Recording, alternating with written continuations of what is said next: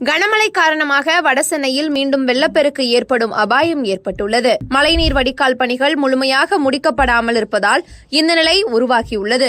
மணலி, மாதவரம், சோழிங்கநல்லூர் போன்ற இடங்களில் வெள்ளப்பெருக்கு அபாயம் அதிகமாக உள்ளது. சென்னை மாநகராட்சி நகரின் 1132 கிலோமீட்டர் நீளமுள்ள மழைநீர் வடிகால்களில் முதல் கட்டமாக தூர்வாரும் பணிகளை முடித்துவிட்டது.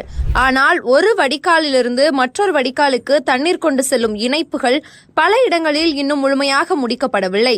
ஜூலை மாதம் நகர் முழுவதும் 242 இடங்களில் வடிகால் இணைக்கும் பணிகள் தொடங்கப்பட்டன. இதில் 25% பணிகள் இன்னும் நிலுவையில் உள்ளன. மாதவரத்தில் இருக்கக்கூடிய தணிகாசலம் நகரில் மாநகராட்சி 2 ஆண்டுகளுக்கு முன்பே 60 தெருக்களில் மழைநீர் வடிகால் அமைக்கும் பணியை தொடங்கியது. ஆனால் சில தெருக்களில் மட்டுமே பணிகள் முடிந்துள்ளன. இந்த வடிகால்களை முக்கிய வடிகால் அமைப்புடன் இணைக்கும் பணி இன்னும் செய்யப்படவில்லை.